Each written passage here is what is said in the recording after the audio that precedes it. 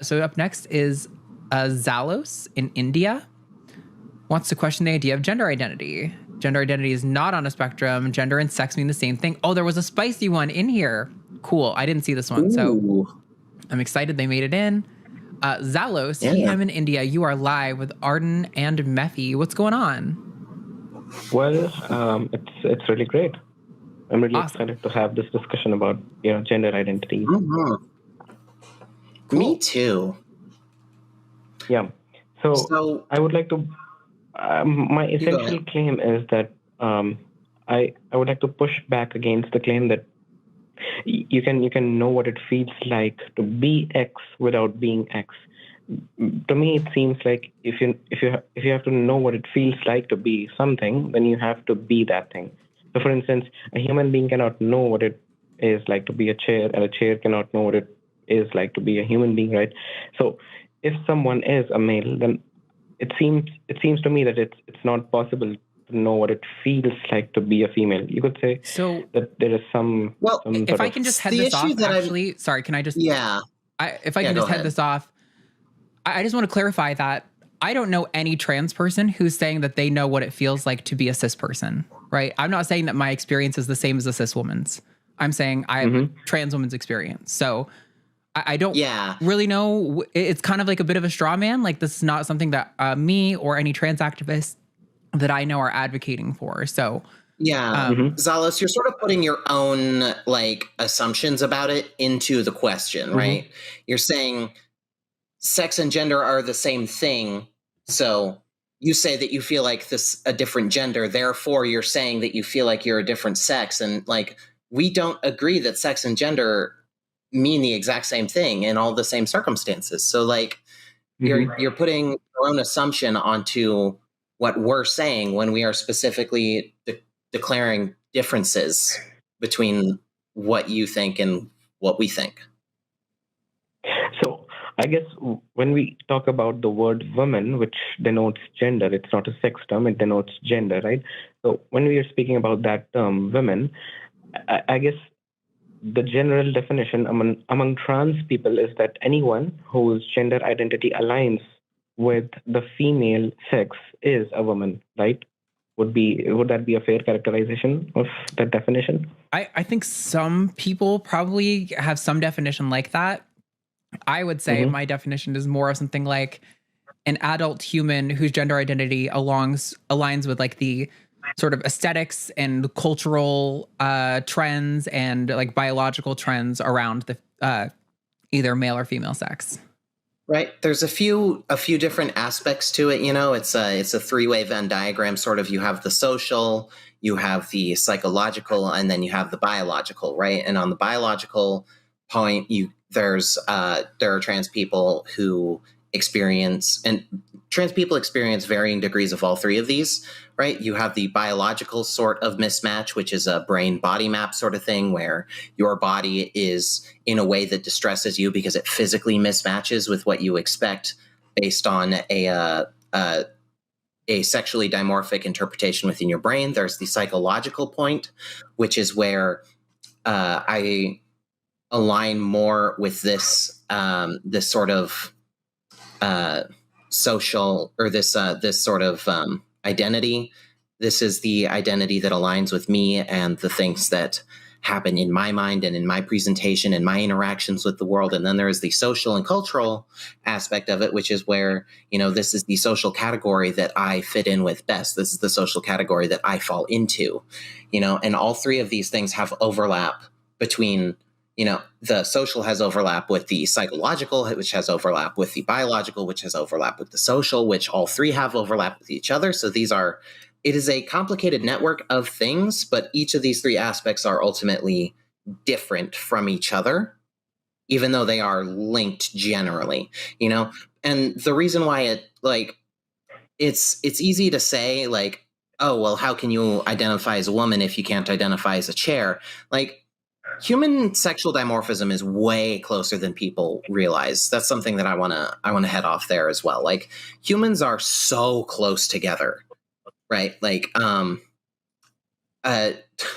we have so few differences that it's surprising that more people are not trans, that there's not more crossover, because my parents, right, there's like 8 different steps that leads to someone being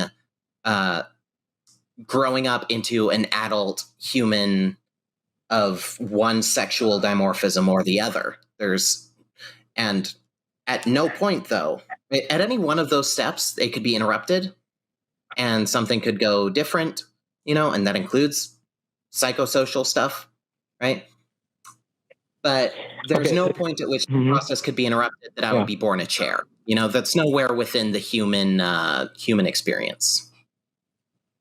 So if I understand you correctly, I think you're saying that human beings are so closely related to each other that they could feel to some degree what it feels like to be another human being, but because human being and a chair are like 2 completely distinct things, and they're so far apart from the human experience. That's not what she was saying. It's like, no. Sorry? No, that's not what she was saying. She wasn't saying that you could know, therefore, what it feels like to be another human being. She was just saying that there's a lot of overlap between them the concept of gender identity, which is also, there's so many different trains of evidence we can go down for the existence of that psychological phenomenon. But she wasn't saying that you could know what it's like to be a person. That's why part of the next pushback to what you said it was going to be was that I don't think any male knows what it's like to be any other male, or any female knows what it's like to be any other female. Exactly. I would completely agree. I'm not pretending to be someone else. I'm just being the actual version of myself, Sure. So as you said that there are essentially 3 elements, which is that there is a social element to gender, and then there is a psychological element to gender, and then there is what was the third one again? The biological. I think the biological one. So is it the case that trans people usually have this sort of overlap of all these 3 factors, or is it just one determining factor? Everyone has all 3 of these factors. It's just with trans people, sometimes they're just not aligning. Right. We see throughout most of the population, the biological matches up with a certain social, matches up with a certain psychological profile. But it's not always the case that all 3 of these things line up in the same way, which is why you don't just see trans people, you see different kinds of trans people with different kinds of dysphorias. So is it the case that out of these 3 factors, which is psychological, biological, and the social one, out of these 3, is it the case that any one factor plays a more crucial or more determining role in determining what someone's gender is? Is that the case? You'd have to ask someone smarter than me. I would say that gender identity is the most important one, because when it comes to just how we treat people, we should be treating people in a kind way. We should be treating people. Go ahead. I was just going to say, so it's kind of, I want to unpack the question, because it depends what you mean. In determining someone's gender, I don't think we really have a solid understanding of what it is determinant of someone's gender identity. There's a lot of sort of theories, but none of them are really conclusive. But I mean, that's mostly because we don't know a lot about the brain. The brain is a very highly dynamic organ when it comes to everything from your motor functions to your personality to things like your gender identity. However, I don't really think the fact that I wouldn't disagree that for sure the biological component seems to be highly correlated with the psychological component. They're not, I would say they're not orthogonal, right? They're not unrelated, but they're not one and the same. Sure. Because we don't know what determines the internal felt state, and this is just true for every element of internal felt states, from pain to happiness to depression to your gender identity to whether you're hungry, all of those things. The best way to know what the state of someone in any of those categories is to ask them. The self-report is the most reliable determinant of those subjective. And I would add on to that. I would add on to that, not just things like happiness or sadness, which can be like emotions, but more like personality. Like there's not any point in your brain that we don't know enough about the brain to point to a specific cluster of neurons and say, this person doesn't like broccoli, right? Same thing with gender identity. Okay. So is it the case that if someone comes up and says that, you know what, my gender identity seems to align more with trees, I seem to be relating much more closely to these objects, which I call trees. Would you say that is something absurd, that there's something wrong with them? Or would you be like, okay, that's their gender identity, and even though it seems so, what should I say? So absurd to me, still I'm going to respect that. Can I? So this is a little complex. Generally speaking, the people who I know who will say that they identify as a tree, and by the way, I've only known these people online. I've never met anyone in person who says that they identify as any non-human entity. There's probably people in chat who might say that.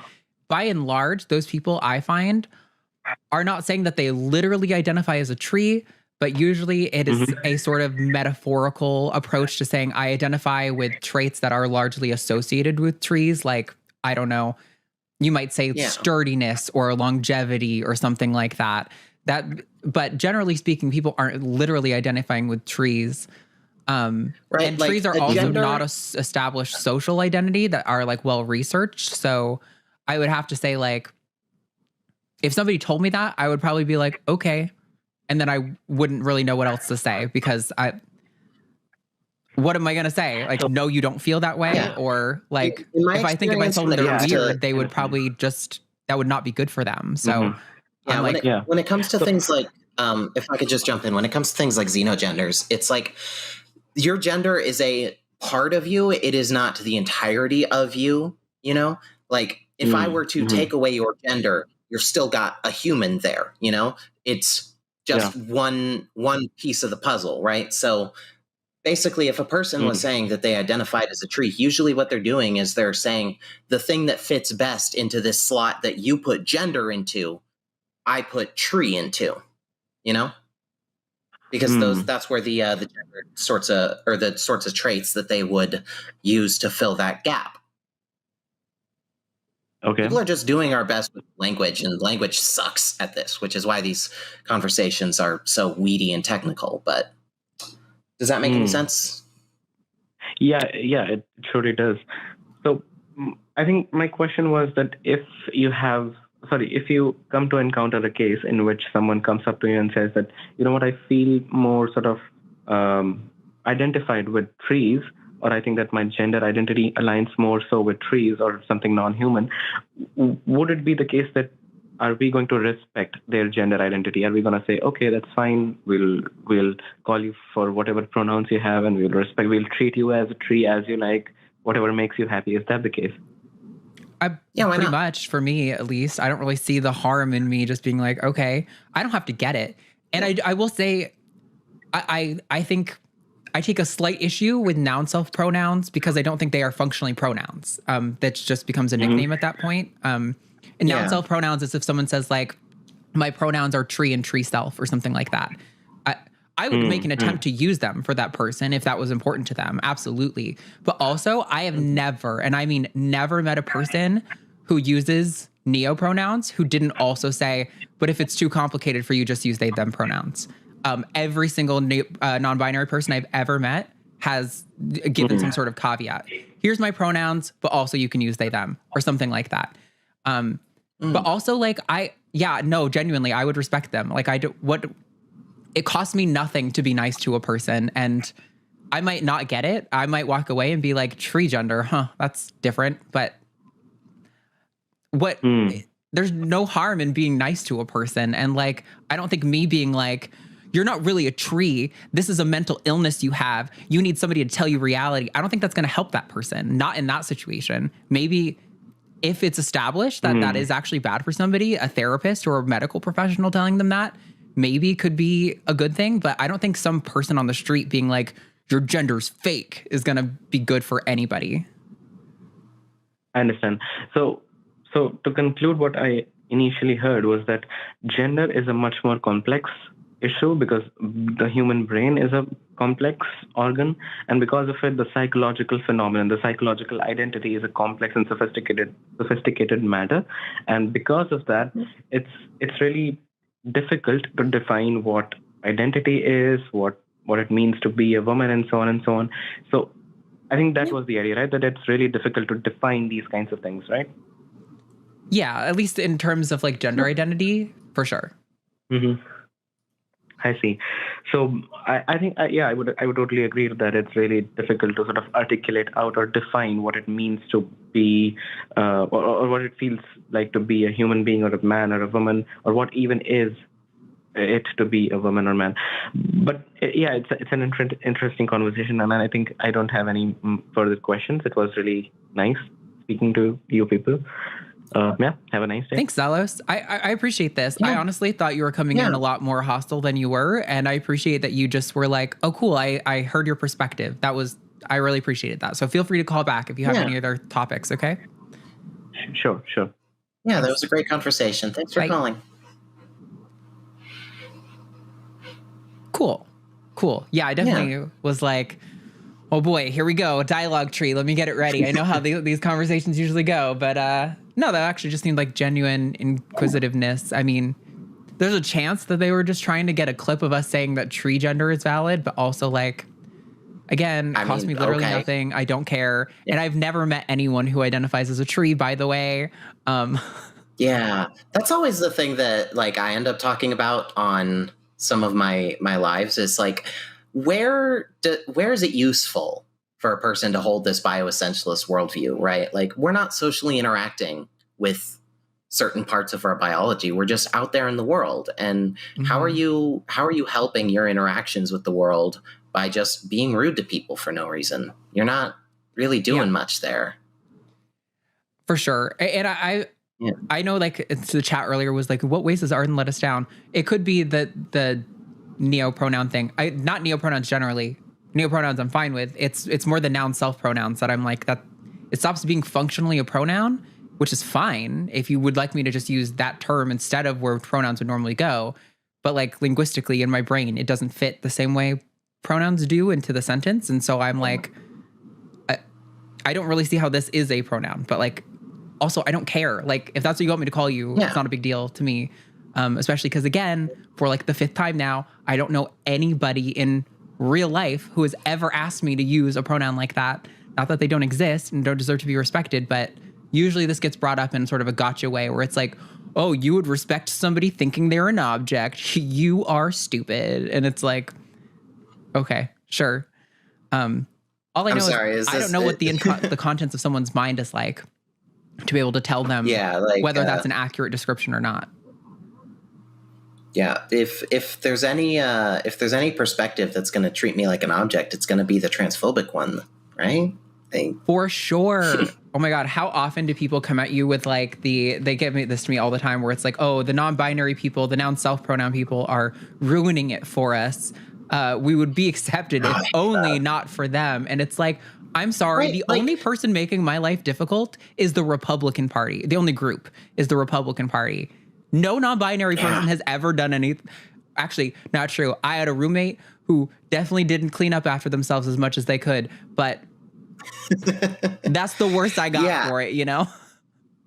Yeah, it's like there's no point trying to police other people's identities, and there's no argument that you can like make against xenogender people that you can't just extrapolate backwards to trans people and backwards to gay people. It's all the same recycled, like, oh, I don't understand this thing, therefore I'm not going to accept it. And it's very silly, you know? Yeah. And gosh, what was my other thought? I had a thought and I lost it.